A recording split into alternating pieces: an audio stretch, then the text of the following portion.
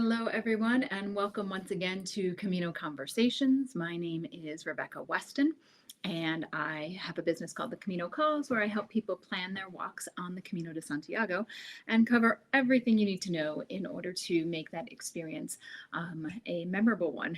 It will be memorable regardless of how much you prepare for it or not, but I try to help people 45 and over to plan their walks and go with confidence. So, today's topic, I'm going to be covering packing for the Camino de Santiago. Now, I am covering this for those 45 and over who will be sending their luggage ahead. You do not have to carry a backpack on the Camino de Santiago on the most popular routes.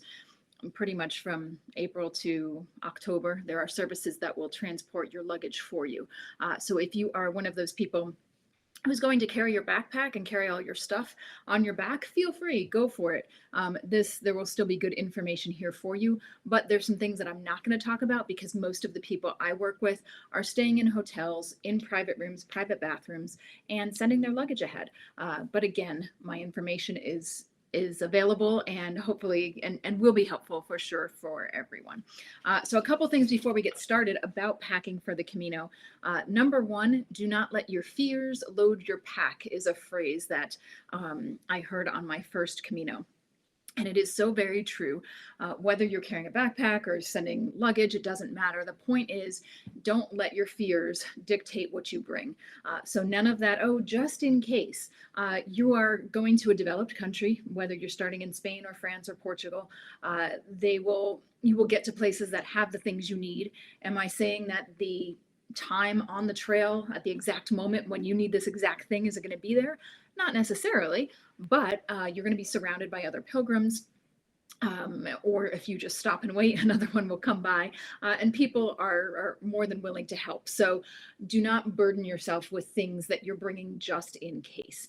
So that's my first general piece of advice. The second piece of advice is just because you are using these luggage transport services to send your luggage ahead of time on the Camino de Santiago does not mean that you should pack everything that you possibly can. You still want to pack light, no matter if you are carrying a backpack or sending your luggage ahead.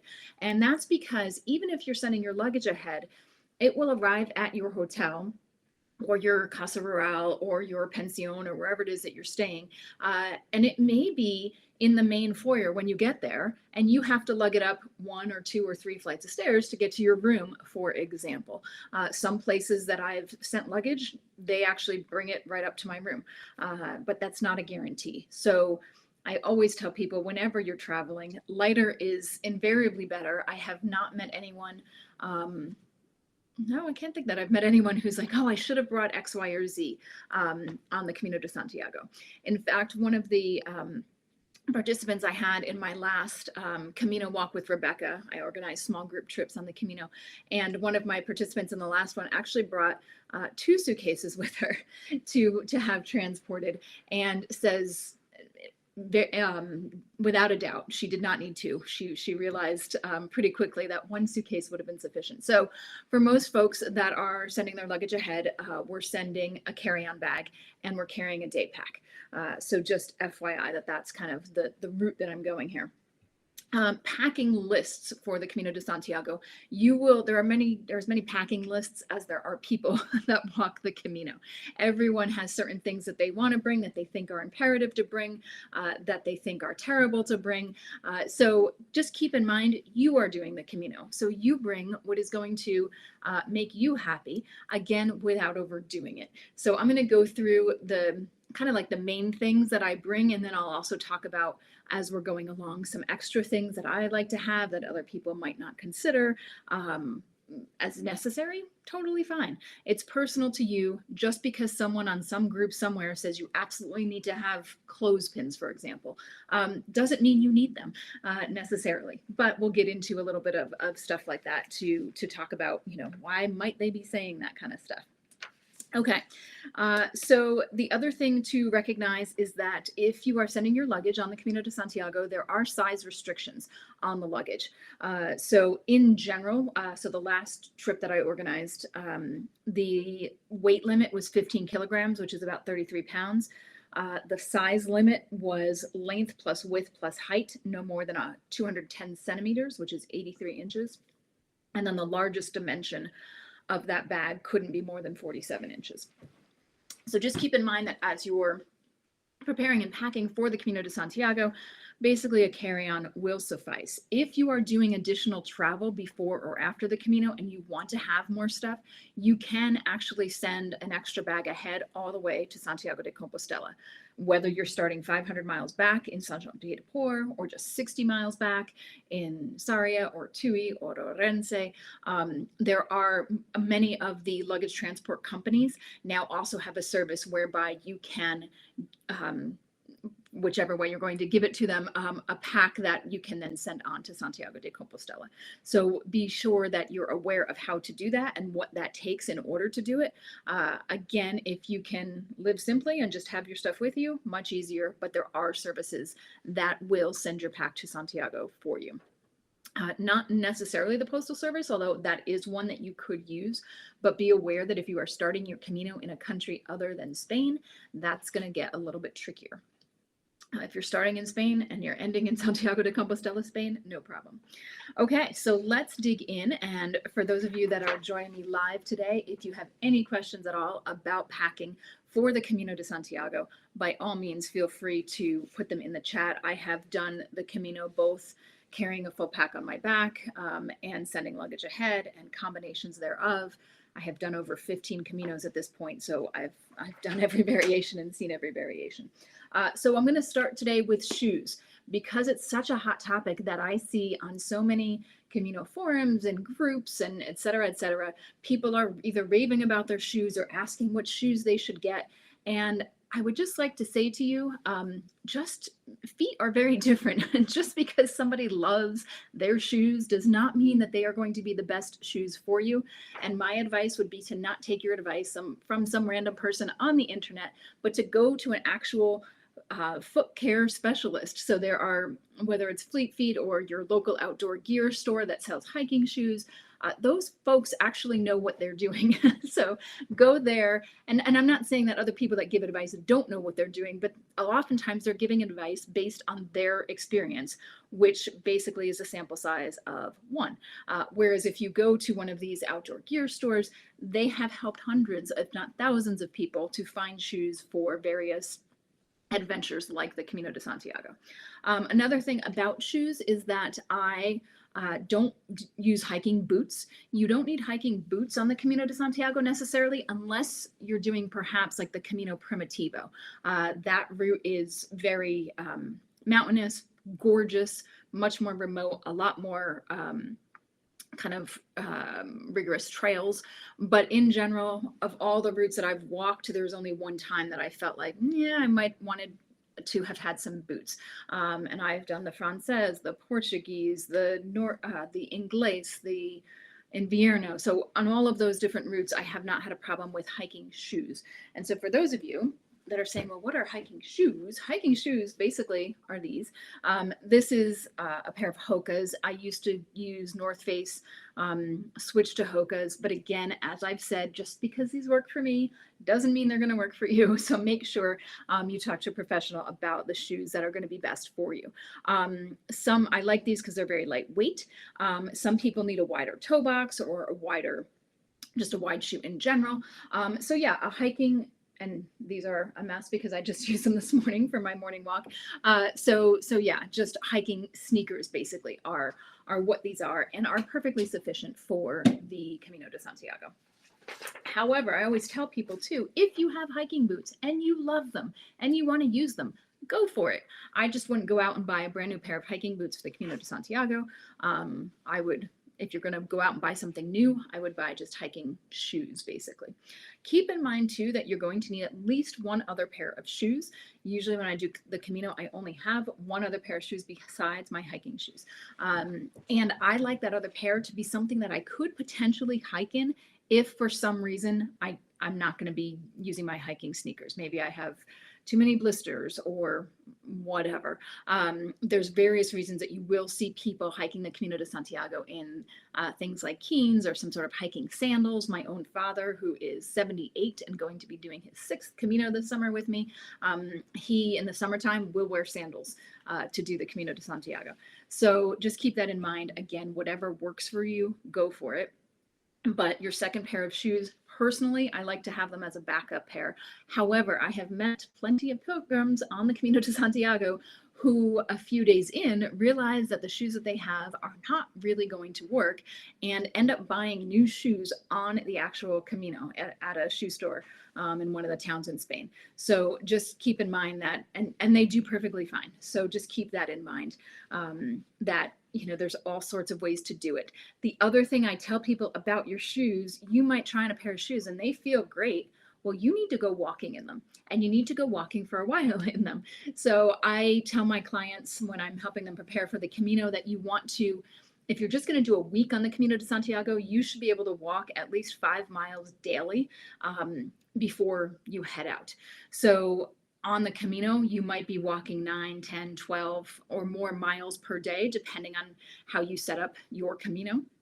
However, if you're just doing a week on the Camino, 5 miles a day before you go, if you can get up to that level is great. If you can do some longer days on a Saturday, like 10 miles or something, that would be great as well. And all of that should be done in the socks and the shoes that you're going to be wearing on the Camino de Santiago. Notice I said socks and shoes. Socks are important. People's lives are changed by different socks as well as different shoes that they use for the Camino de Santiago. So just keep that in mind, that you want to also check out dry wicking socks, or do you want to do toe socks, or what kind of socks? Now, I will say that for my first Camino, I didn't know anything about hiking socks. And what I did know was that they cost like $15 a pair. And I just thought it was ridiculous that anyone would pay $15 for a pair of socks, let alone ones that were made of wool. That's how little I knew back then about doing anything like this. And if you are in that boat, that's totally fine. I actually did my first Camino over 37 days wearing cotton socks the whole time. I didn't get blisters, but that's another thing we'll get to a little bit later. But basically, whatever you are, it's what I was practicing in. I was practicing in cotton socks. And then just a few days before my first Camino, and this was 2012, long before Facebook groups existed and YouTube channels about the Camino and podcasts, etc. So just a few days before I left, I heard about, like smart wool socks, things like that. And I considered changing, but the other thing that I highly, highly recommend is do not change any of your gear 3 days before your Camino. And so I stuck to my own advice, and I was like, I've been walking before my first Camino. I was doing 8 miles a day, but I was about to embark on a month-long Camino. And I was like, I've been doing 8 miles a day for multiple weeks at this point in these socks and these shoes, so I'm going to stick with it. So that's my advice. Find your socks, find your shoes, and go for it. But don't let the fact that you don't have the socks and shoes yet for the Camino stop you from starting to train. I always, always, always recommend to everyone that you get out and just start having your phone count your steps for you, and see how far you're going to get and keep increasing those steps daily. This podcast today is not necessarily about training for the Camino, but I'll just put in a little plug there that yes, you should train, but I meet plenty of people who, I shouldn't say plenty, I have definitely met over the course of my Caminos, people who have just decided, I'm going to do the Camino de Santiago, and the next week they're on the trail without any training. Those of you that read my Substack post may be aware that my darling 78-year-old father, who does a week of the Camino every year, does not train, but he is like an Energizer bunny, and so I guess it works for him. I am training, though. We are about to leave in a couple weeks, and I am out there training for the Camino, doing walks every morning, etc. Okay, so that is shoes and some socks. The other thing to recognize is that if you are one of those people that wants to bring additional shoes, totally fine. I'm not here to judge. However, remember that you are in a European country. And this means that some of those roads in town are old, maybe cobbled, maybe still made up of cobblestones. The sidewalks may not be as well cared for necessarily. Some of them great, some of them Maybe there's tree roots growing up. For those of you that are in the US, I say that one of the things when I talk to people about training is you want to make sure that you are walking on uneven surfaces, because we Americans, most of our days are walking on pretty darn flat, even surfaces. We're walking on sidewalks, we're in parking lots, we're in our homes, walking down our driveway, around our neighborhood, paved roads. On the Camino de Santiago, it is not all paved roads. So if all you're doing right now is training on paved roads, great, because any training is better than no training. However, you definitely need to get out on some uneven surfaces. And so I see some of you are agreeing with me on this, hands down. So get into the woods, get out on some trails. I don't know, find a town with terrible sidewalks, it doesn't matter. But you do need to do some training on some of those uneven surfaces and be ready for all surfaces. So to that end, for those of you that want to bring, oh, I'm going to bring these cute little heels that I have to wear in town in the evening. Yeah, good luck with that. I lived in Spain for almost 5 years. I have shoes that I brought back to the US that I will never bring back to Spain because I never wore them because I was too nervous I was going to break an ankle in them. So this is not necessarily time for a fashion show, but more importantly, safety first. So just keep that in mind. Okay, let's get on to clothes, and I have some props here for this. So first of all, you want to know the weather when you're going. However, weather is not guaranteed, folks. So many people are like, oh, I'm going to go in the off season. I'm going to go in May or September. Those are not the off seasons on the Camino de Santiago.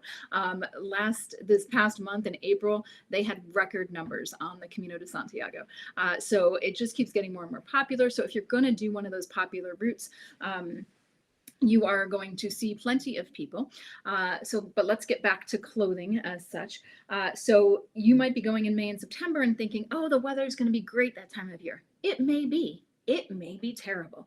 You may have a heat wave. It may pour for 3 days. You just can't guarantee. Now, I, by all means, hope that your Camino weather is lovely, but please do not bank on it. Please, please, please make sure you are prepared to walk in any kind of weather, which means when you are training for the Camino, if it is raining, you do not take a day off from your training. That is a great time to go out and test your rain gear, which we'll get to in a minute. But anyway, let's talk pants, hiking pants. Definitely what I recommend. I like the ones that zip off to turn into shorts, mainly because I'm pretty much usually chilly in the morning, no matter what time of year it is on the Camino de Santiago. I will say maybe if I start out in June or July, I don't start with the pants, I just start with shorts. But having these that zip off is nice because I don't have to take my shoes off in order to, you can just unzip them, and then mine unzip down the side and I just pull them right off, or they just open right up over my sneakers. So I love having those. I've also done plenty of Caminos in July, in June, in various weather conditions, in heat waves, is what I want to get at, because I have also been hiking in a hiking skirt because I find when it's super hot, that is what I'm most comfortable in. And so my hiking skirt has pockets, super easy. It's still lightweight, and I love it. And I definitely use it in the high season or in the hottest seasons of the Camino de Santiago. And that's pretty much all that I will bring. Maybe I'll have another pair of pants. I never bring jeans. Jeans are just way too heavy, and I don't care if you're sending your pack or not. They take up too much space. They're too heavy. I'd rather bring things that are lighter. I will say I usually do in the summertime, or May, June, September, all of that time. A lot of times I'll bring like a sundress to switch into when I'm done walking, because I kind of want to feel like I'm not in hiking clothes all the time. But again, that's my little thing. Does every woman need to bring a dress on the Camino? Absolutely not. But this goes back to that point of doing what feels good for you when it comes to packing for the Camino, but with a little background knowledge, which is what I'm here providing. Okay. So that's the bottoms. And then for tops, I wear dry wicking shirts. So for those of you that don't know, dry wicking just means that they're going to wick the sweat away from your body so that you don't feel like you are just soaking wet the entire time. So I've got like a dry wicking shirt here. I tell people you do not need to go out and buy all new stuff to do the Camino de Santiago. If you want to, by all means, feel free. If you don't, go to secondhand stores. I have gotten this dry wicking shirt is from a secondhand store. Where we live in the US, we have a secondhand store specifically for outdoor gear, which is awesome. So just be aware that there's other ways to outfit yourself for the Camino without, breaking the bank. But if you want to get all new stuff, you go for it. And then, so that's short sleeve shirt. And then I always have with me another layer. Usually it's either some sort of long sleeve something, either a jacket or a rain jacket. A lot of times my rain jacket will kind of double as an extra layer. So usually if I'm starting out like in May in the morning, I'm in a short sleeve shirt. I've got a long sleeve shirt over that is also dry wicking, and then usually my rain jacket, because again, I'm definitely cold and I don't like to be cold, and so I have lots of layers. Pam Marshall has joined us. She put a comment in, and she is a massage therapist who has also done the Camino de Santiago, and she has, in her notes here, for those of you that are not on live, I do want to let you know this. Any exercises she's saying that can strengthen your ankles, there are various exercises that you can do that will also help you with maintaining that balance. She also is telling us that thefootcollective.com has tons of free videos to help you strengthen your feet and ankles, and that your feet can change shape due to how the muscles kind of change depending on the exercises you do. So you may need to change your shoes. But she's saying that you only need 15 to 20 minutes a day of this type of work to get you in a better place for the Camino. So that's great. Thank you so much, Pam, for that advice. And for those of you that are joining me live, if you have your own advice on any of this stuff, feel free to jump in and share it with us. A word about feet changing shape. A lot of people will do toe socks, and those will spread your feet out a bit if you're wearing them regularly. So I do know people that did that intentionally because they read that it would be better, and they got wide shoes and wide toe box and all that kind of stuff. So again, I recommend you talk to somebody that knows what they're talking about when it comes to this stuff. So we talked about bottom layers and top layers. A word about socks. I do have, this is what we're talking about with toe socks here. Some people are repulsed by even the look of these, but keep in mind that you may want to try those. I like walking in toe socks regularly. But on the Camino, I have had problems with them. So they don't work for my feet. And again, if I've said it once, I'll say it a million times because it is that important. What works for me may not work for you, and vice versa. So just because I'm not going to do the Camino in toe socks does not mean that you can't do them in toe socks. So there you have that. Let's talk rain. There are a couple different camps on what to bring for rain on the Camino de Santiago. There's the one camp that does a rain jacket, rain pants, maybe gaiters for your shoes. I'm the rain jacket, rain pants kind of girl. Also, my hiking pants are dry wicking, so they get wet, and then if the rain stops, they dry fairly quickly, so that's not too bad.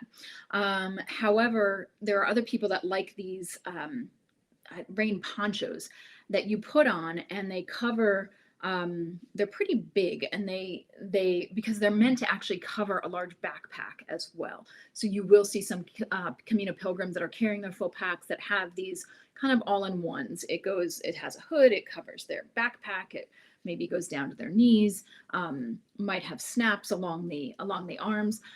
Somebody gave me one for free on one of my Caminos, and I promptly gave it away because I hated it so much.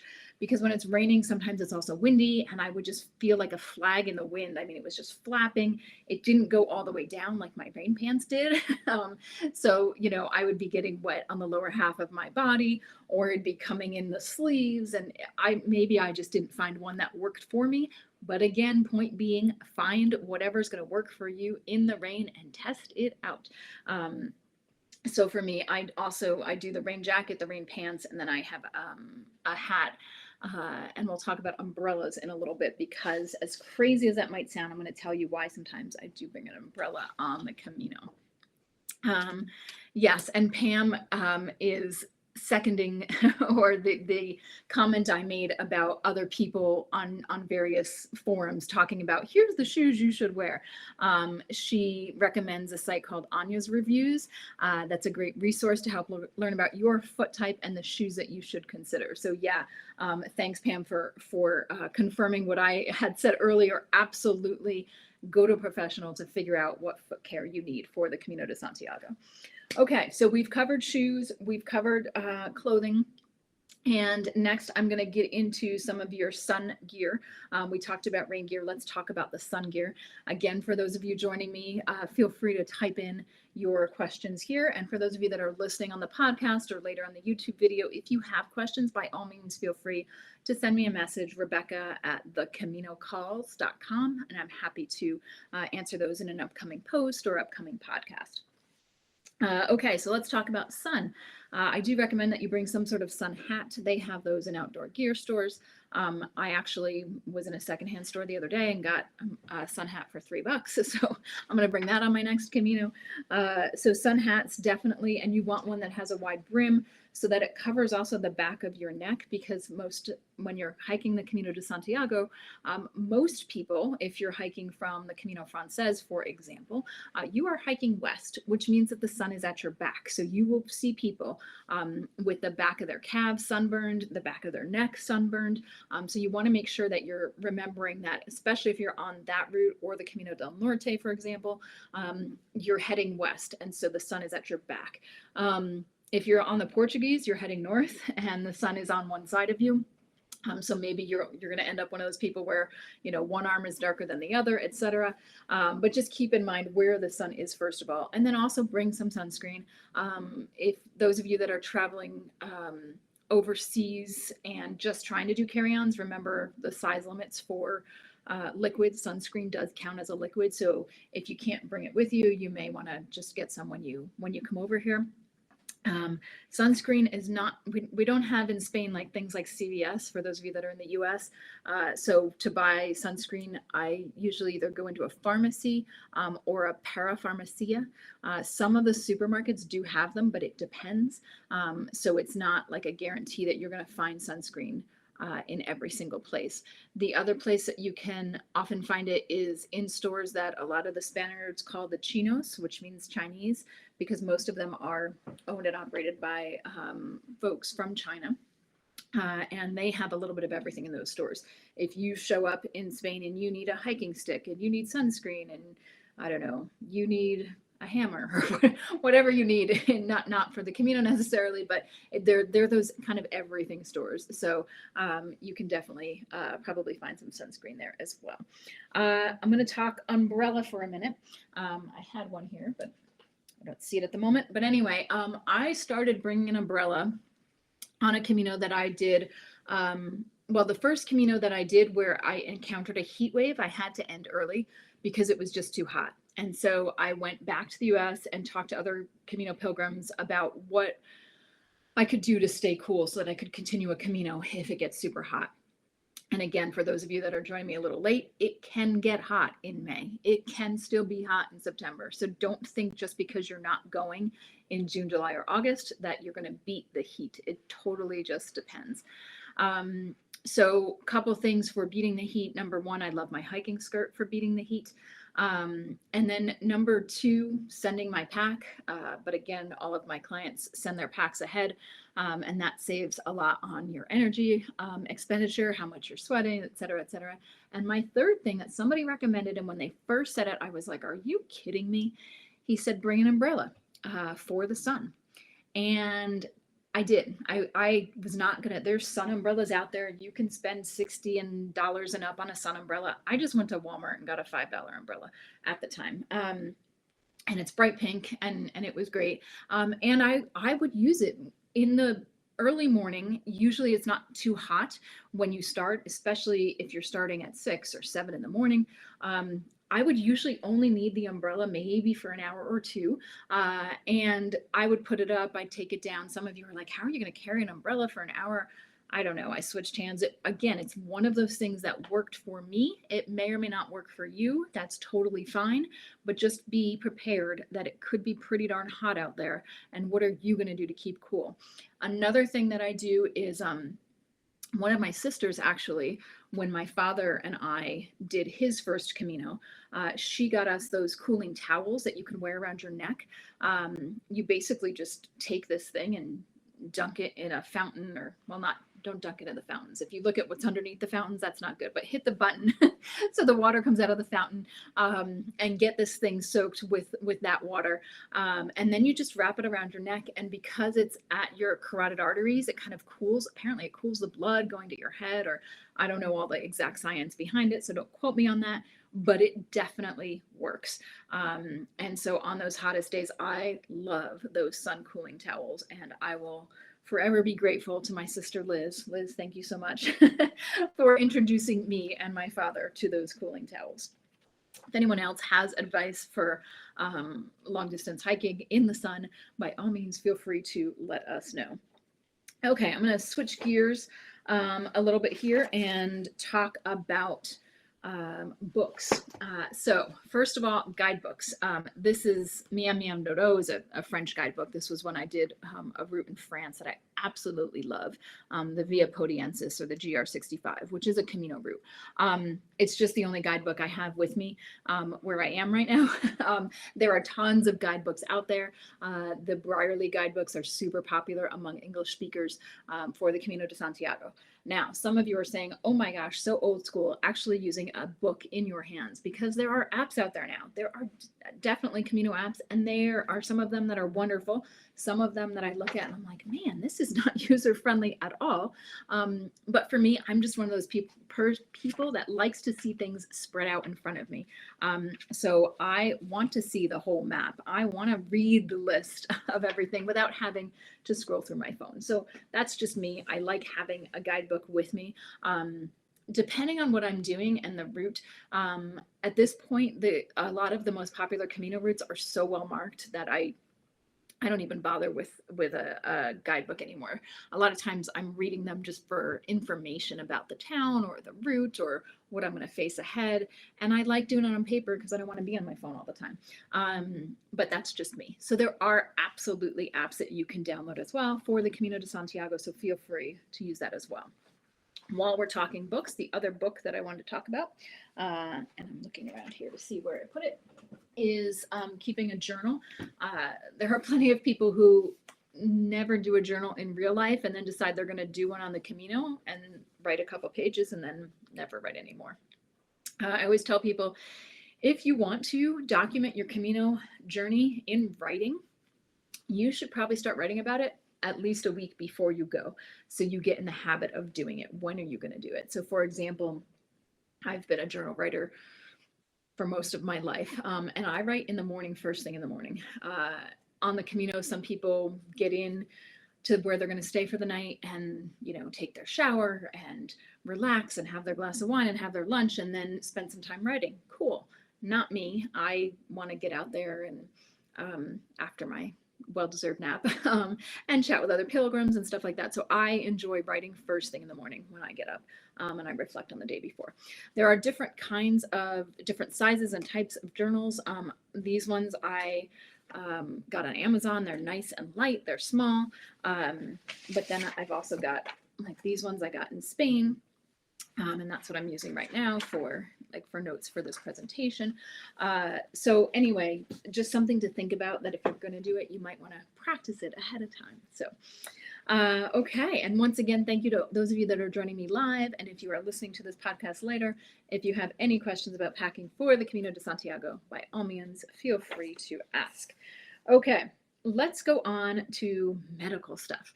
And by medical stuff, I mean, if you have prescriptions, obviously you're going to bring those. For those of you coming from the US, it's recommended that you have them in the actual bottle that has on it what's in it, and all that kind of stuff. That's also good in case you run out, need to go to a pharmacy in Spain and have no idea what you're taking. You should have that kind of information with you. Um, but also remember, the thing that I said at the beginning of this was don't let your fears load your pack. So I used to do, I do it online now, but I used to do it in person where if people were going to go on the Camino de Santiago, I said, okay, cool, bring your packed bag and I'll go through it and tell you what you need and what you don't. And I will never forget this guy who had a first aid kit, never even opened, from an outdoor gear store. And I opened it, and I was the one who opened it up, and I pulled out every single thing that was in there. And I said, do you know what this is and what it's for? And if he said no, I said, then you don't need it. So just keep in mind, again, you're not going to a third world country. You can get what you need, if not right at the very moment that you need it, probably from another pilgrim going by, maybe in the next town. Spain has pharmacies all over the place. So, if you are somebody though that takes Tylenol a lot, you have headaches a lot, by all means, bring some Tylenol. Do you need to bring a bottle of 500? Probably not, unless I hope you're not using that many in a week or even a month on the Camino de Santiago. Another thing I recommend when it comes to medications is that you have a card with you that has not only emergency contact information for someone back home, or who's ever with you, but I also like to have somebody back home on that list as well. But that card should also contain any illnesses that you have and any medications that you are on. Just because in case something happens to you, if you keep it in your pocket or something so that let people around you know where it is, if it's in the outside pocket of your backpack, etc. Because if something goes wrong, those of us around you want to be able to help you as best we can. And so that's just a good thing to have with you. So that's all I'm going to say about medications. Oh, the other thing is the pharmacists in Spain are wonderful. And on the Camino de Santiago, they know their market. When you walk into a pharmacy in Spain, you are going to see, here's the knee braces, here's the blister treatments, here's, here's the sunscreen, and then here's the treatment for sunburn. They know all the kinds of things that pilgrims are going to come in with, and they are ready for you and ready for them. As I've said many times before, do not expect that anyone in Spain can speak English. I'm not saying that they don't, but it should not be an expectation. This is not one of those countries where like everybody seems to be fluent in English. Far from it. However, if you are on some of the most popular routes, you're definitely going to meet people who know English. And plenty of people who are bilingual who may be able to help you should you need to talk to a pharmacist, for example. But I have had some good luck in pharmacies with folks that do speak English. But again, never walk in expecting any of them to speak English. Okay. We've talked about clothes. Let's talk about washing them. Because you're on the Camino de Santiago, if you're only there for a week, my father, for example, some of the people on my last Camino Walk with Rebecca trip just brought enough clothes, hiking clothes, shirts, whatever, for the week and just took them all home and washed them at home. Totally fine. If you are doing a longer Camino, or if you don't want to bring as much stuff, you do want to consider where that you're going to have to do some laundry somehow. You may not have to do it yourself specifically. A lot of the accommodations that my folks stay in, hotels, pensions, casa rurals, if you ask them, often they will have a means by which they will do their laundry for you for an additional fee. So just ask them. It's one thing to know about Spain. Services are not advertised necessarily like they are in the US. But when you ask for things, you'll be amazed at what comes up. So if you want someone to do your laundry, or they'll tell you where the laundromat is, et cetera, et cetera. So just be prepared for that. Most of the laundromats now have soap included. If you're paying someone to do it for you, the soap's there. If you're gonna just do a couple things in the sink real quick, I just use the soap that's there in my hotel room in the shower or whatever. I don't have sensitive skin. Again, everyone's different. If you have sensitive skin and you need something specifically to wash your clothes with, bring that with you. So the other thing that the piece of advice that I got from Leo Babauta on Zen Habits, he did a thing about packing light, and this was amazing. He talked about washing a shirt in the sink or something and using the soap, whatever. Okay, great. But then the tip that has just been amazing for me is he said, okay, and then when you're done, you wring it out and then you roll it up in a towel and wring it dry in the towel. And then when you're done doing that, it's feeling pretty good at that point, and it will probably dry by morning. That is like the make or break thing that I've done. So, and again, for those of you, my audience is mostly folks who are staying in hotels, so there's going to be at least one towel for you to use for your shower. Ideally, there's two. You may have to ask for an extra one. It's one of those things about Spain too. You're not going to walk in and find 5 towels and 5 pillows and 5 extra blankets. So there may be, you may have to ask, but just don't expect that there's going to be an overabundance. We in the U.S., it's a country of overabundance, in my opinion, but it's not exactly like that in Spain. So if you're doing something by hand, do bring it in a towel, and that will save your drying time by a ton. The other thing to remember is that starting probably in about in May, the sun does not set in Spain till like 9:30, 10 o'clock at night. So if you have a space where you can hang something to dry in a window in the sunlight, you've got till like 10 o'clock at night for it to dry. So you should be fine. Okay, let's get on to electronics. Cell phones and iPads and whatever else you want to bring. If you are sending your luggage ahead, do not put that stuff in your luggage. The luggage transport systems are very safe over there, but I also tell people you need to be smart about using them, which means that I do not put a computer or an iPad or anything like that in the luggage that I'm sending with the luggage transport service. I am always prepared to carry that kind of stuff in my backpack on my back, which means that you should have rain protection for it. Whether that's just a plastic bag that you put your cell phone in if it's raining, or it's a bigger garbage bag that I bring to, if I have to bring a computer with me, I have it in its case and then I have it wrapped in a plastic bag. I'm sure there are cases now that are waterproof that I could get, but in case you haven't noticed, I don't like to buy new things that I don't need to buy if I've got something else that'll do the job. So plastic bag it is. So electronics, and also don't forget the chargers, and then don't forget that there's a different electricity system over there. So most of the time what I'm doing is getting, and I don't have one right with me, these little things that basically, like if you think about it, your cell phone charger these days, it's going to plug into the cell phone on one end, and it's going to plug into like a little, I guess, a brick that they call it on the other end. You can just buy one of those bricks for Europe. So then you're just taking out the cord and plugging it into a different brick. And so that's what I do.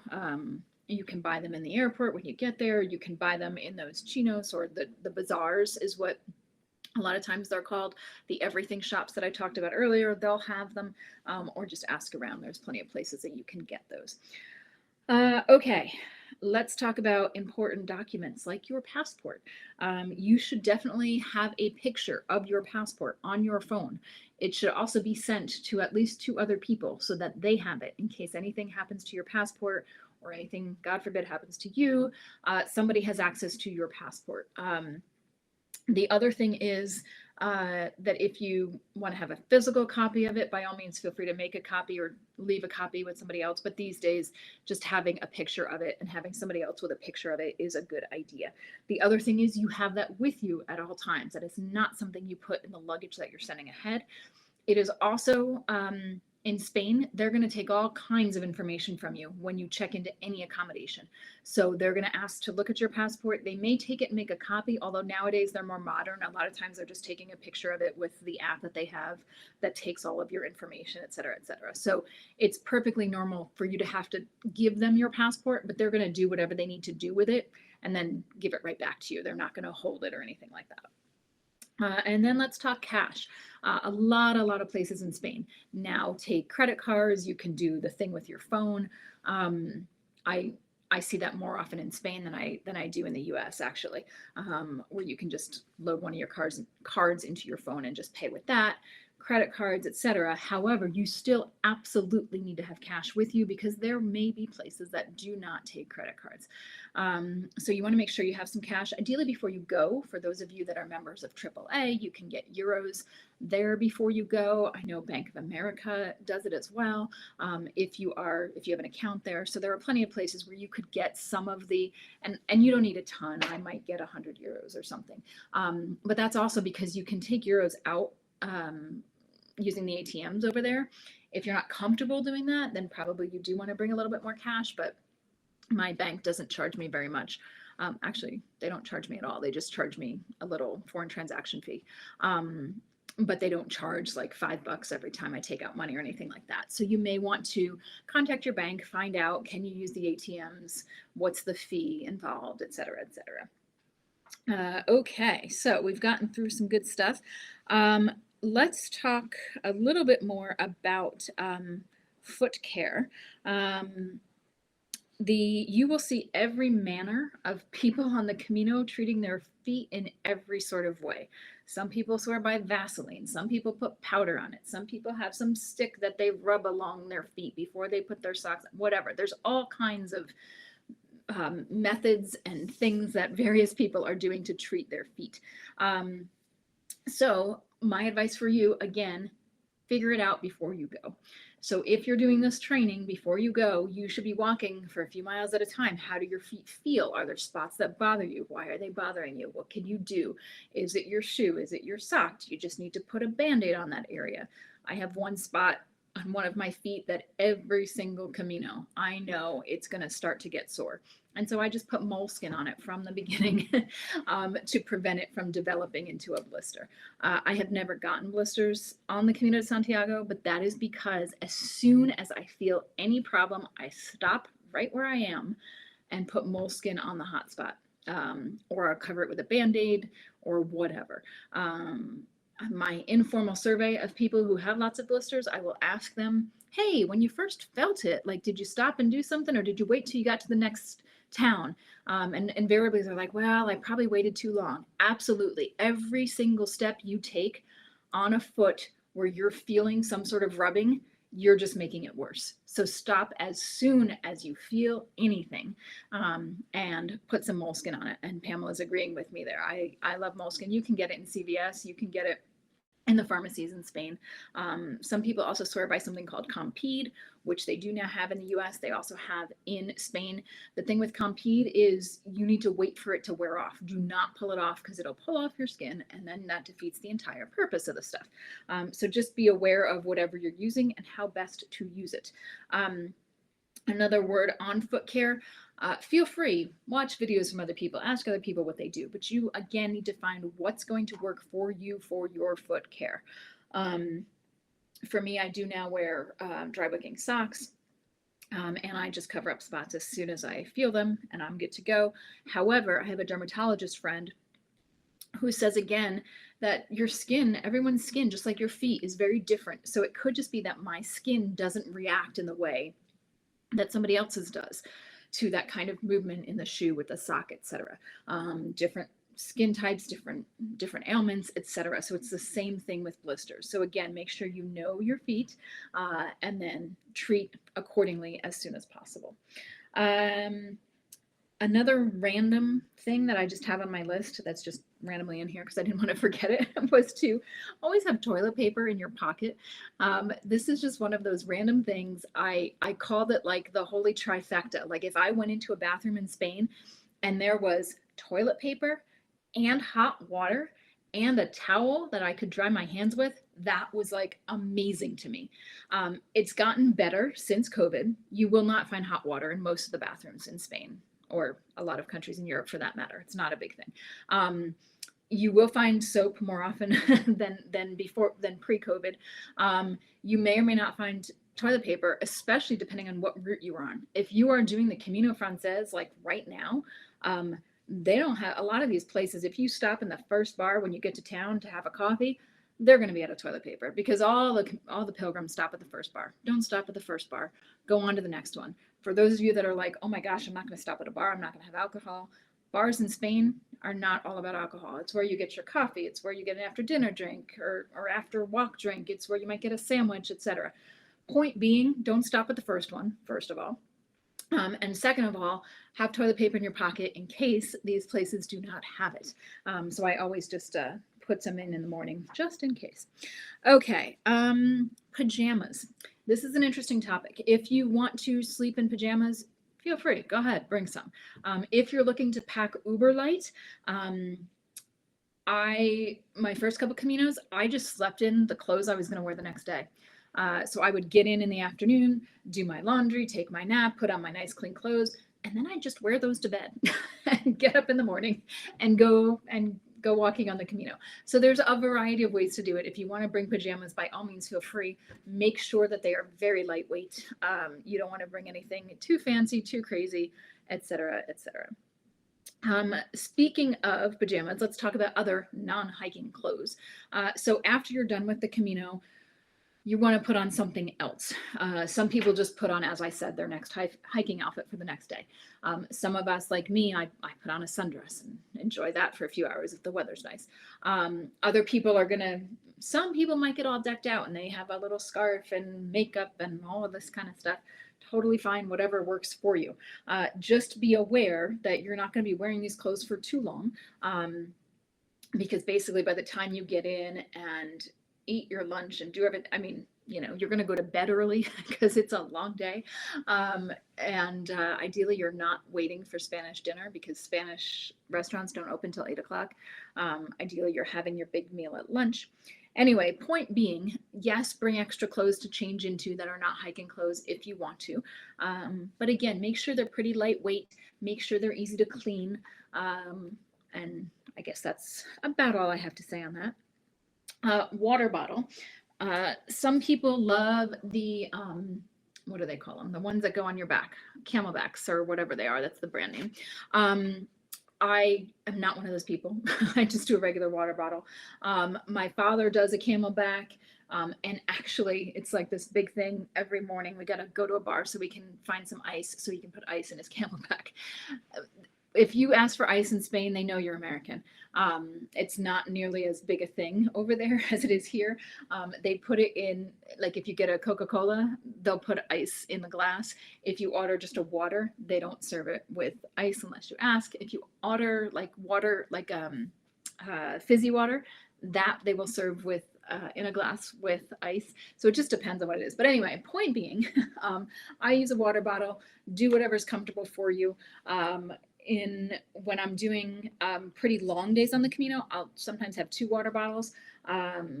Usually there's places to stop and fill up. Some of those might be fountains, outdoor fountains.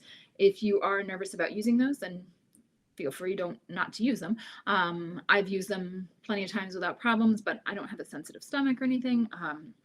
I know plenty of people that drink out of those fountains. I lived in Spain for almost 5 years.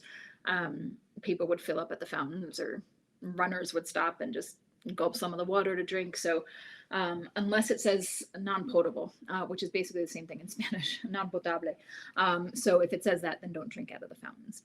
Pam says, if you need to stop on the trail to pee, please do not leave your toilet paper on the trail. Thank you for bringing that up if we go back to the toilet paper issue. Yes, so I have toilet paper in my pocket, and then I have a little Ziploc bag that I will put it in, and clean that out in the evening, or grab another one. You can just bring a few Ziploc bags with you. I don't always need to use that toilet paper that's in my pocket. Oftentimes I'll have it for days because I'm having some miraculous thing and I'm having toilet paper every time. But yeah, there are some spots, it's really sad on some of the popular Camino routes where you might go, behind some building to pee and it's just littered with toilet paper. Don't be one of those people. Maria Anderson also recommends Coola cloth, which is a reusable, washable pea cloth that dries super fast and you can wash at night. Oh my gosh, I've never heard of such a thing. But of course there would be things like that. Thanks, Maria, for bringing that up again. That's the Coola cloth, K-U-L-A. Awesome, awesome. And again, anybody else, I'm almost finished here. We're coming up on an hour and I knew it would take a while to go through all of this cool stuff. I did say that I would talk about randomly in the beginning when someone was like, oh, you need to have clothespins. Again, if somebody's telling you absolutely need to have something on the Camino, your question is, why? What do you use it for? Because, for example, some of the people that say you need clothespins, they're staying in hostels where there's big long lines of laundry lines, and often there's not enough clothespins for everyone to hang their laundry. If you're staying in a hotel, you may want to bring your own little laundry line and your own little clothespins. Feel free. I just use usually one of the hangers and hang something on there to dry. I'm kind of inventive with that. So again, clothespins who's telling you that they're bringing them. It might be people that are staying in the hostel. So if you're not staying in a hostel, then you don't necessarily need that. And that's just my general advice on anything that anyone tells you, as far as you absolutely need to have this. You should know why. And I also say to people, bring whatever's going to make you feel, you. I've had people, packing certain little things, and I'm like, do you need this? They're like, no, but I really like, totally fine, whatever. If you need that, you want that, no big deal. A couple other things as I'm just looking through the packing list that I give to my clients, that I didn't cover: toothbrush, toothpaste, toiletries, etc., things like that. I also do bring a small pair of scissors to cut the moleskin. TSA, for those of you in the US, does allow scissors if the blade, I forget how small it has to be, but you can check. You can actually bring small scissors. Last I checked, onto your flight. So I do bring that. Credit cards, just remember to let your credit card company know if you're going to be using your credit card abroad. Some of them, they don't care. I'll call and they'll be like, yeah, it doesn't matter. Other ones are like, oh, good, thanks for letting us know. What are the dates? Blah, blah, blah. Earplugs and eye masks. This I thought for a while, oh, you only need those if you stay in hostels. Absolutely not. If you have any sensitivity to sleeping, you should bring earplugs and an eye mask. The eye mask, maybe not so much necessarily, because the windows in Spain, they've got these things called persianas, where you can basically make the whole room completely black just by using the persiana on the window. But earplugs, I tell people, if you're reading reviews for places to stay on the Camino and somebody's like, oh, the walls were so thin, I always say, yeah, welcome to Spain. Like, that's just how it is. So yes, you may hear, I hate to say this, but the guy going to the bathroom in the room next door. You may hear if they're having an argument or somebody's watching television at 2 a.m. Not guaranteed, not everywhere. If you stay in like a US hotel chain like a Marriott, but you're not going to find those every town on the Camino, it's a different story. But do expect that you're going to be able to hear things. Also, some people are like, oh, I want the room with the view out on the square. And well, in that square, a lot of people are probably going to be having dinner. And remember, the Spanish, the restaurants open at 8. Some of them don't start eating till 10 o'clock at night. And so again, when you see reviews, oh, it was so loud outside, blah, blah, blah. Well, that's why the Spanish, when they stay in hotels, they stay in the rooms facing the back, facing the alley, because they're quieter. So just keep that in mind. Trekking poles. Oh my gosh, it's been sitting here the whole time and I almost forgot. Trekking poles are one of those things that people either are absolutely all for or are like, oh my gosh, no, I don't use them. Some people just use one. Some people only use them on hills, whatever. It's another one of those things that everybody's got an opinion. Find out what works for you. One of the things I will say is to go on YouTube and just find a video about how to use them. Some very kind Frenchmen taught me how to use them on my second day of my first Camino. And now I've become like a 4-legged animal and I love these things. I use them all the time on the Camino, whether it's flat, they propel me, whether it's a hill, whether I'm going downhill, it saves my knees. I love hiking poles. However, does that mean you have to do them? No. I have a friend who is 82 years old who is right now out on his 20th Camino or something. He never uses hiking poles. So cool. Whatever works for you.